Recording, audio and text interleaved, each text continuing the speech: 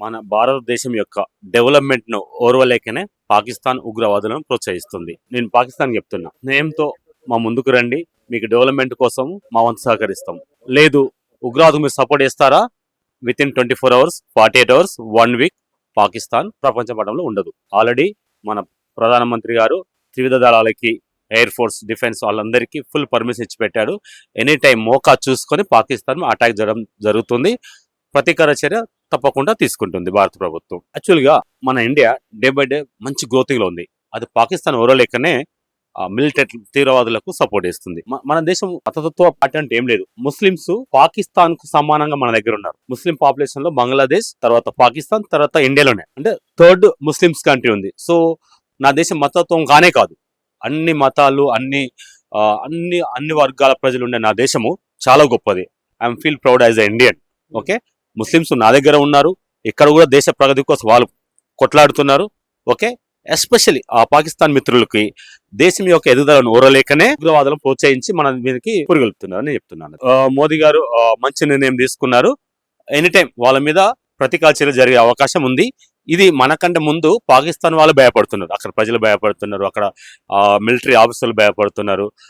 దానికి example practical evidence index ఏంటంటే Pakistan share market మొన్న 3% పడిపోయింది. బట్ అదే నా దేశ మార్కెట్ అంటే షేర్ మార్కెట్ అంటే ఇండియన్ ఎకానమీ, షేర్ మార్కెట్ అక్కడ ఎకానమీ. ఆ షేర్ మార్కెట్ గత 1 వీక్ నుండి డే బై డే పెరుగుతూ వస్తుంది. అంటే నా దేశాన్ని నమ్మి మిగతా దేశాలందరూ కూడా ఇన్వెస్ట్ చేస్తున్నారు.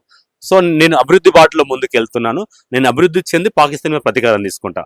బట్ పాకిస్తాన్ వాళ్ళు పనిచేయక, డెవలప్మెంట్ లో భాగస్వామ్యం కాక ప్రజలను రోడ్ల మీదకి వదిలిపెట్టేసి ఉగ్రవాదాలను ప్రోత్సహించడం వల్ల దేశంలో ఉన్న పాకిస్తాన్ దేశంలో ఉన్న ప్రజలందరూ చాలా కష్టాల్లో జీవితం గడుపుతున్నారు. మన భారతదేశం యొక్క డెవలప్మెంట్ ను ఓర్వలేకనే పాకిస్తాన్ ఉగ్రవాదులను ప్రోత్సహిస్తుంది. నేను పాకిస్తాన్ చెప్తున్నా, నేమ్తో మా ముందుకు రండి, మీకు డెవలప్మెంట్ కోసం మా వంతు సహకరిస్తాం.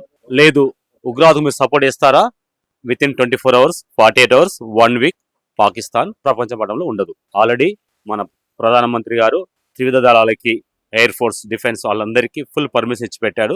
ఎనీ టైం మోకా చూసుకొని పాకిస్తాన్ అటాక్ చేయడం జరుగుతుంది. ప్రతీకార చర్య తప్పకుండా తీసుకుంటుంది భారత ప్రభుత్వం. యాక్చువల్గా మన ఇండియా డే బై డే మంచి గ్రోతింగ్ లో ఉంది. అది పాకిస్తాన్ ఓరలేకనే మిలిటరీ తీవ్రవాదులకు సపోర్ట్ ఇస్తుంది.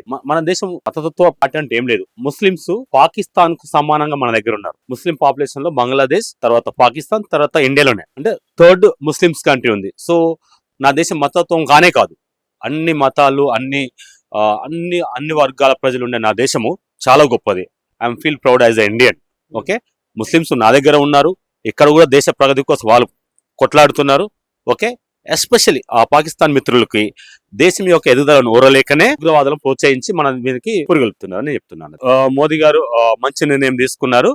ఎనీ టైం వాళ్ళ మీద ప్రతీకార చర్య జరిగే అవకాశం ఉంది. ఇది మనకంటే ముందు పాకిస్తాన్ వాళ్ళు భయపడుతున్నారు, అక్కడ ప్రజలు భయపడుతున్నారు, అక్కడ మిలిటరీ ఆఫీసర్లు భయపడుతున్నారు.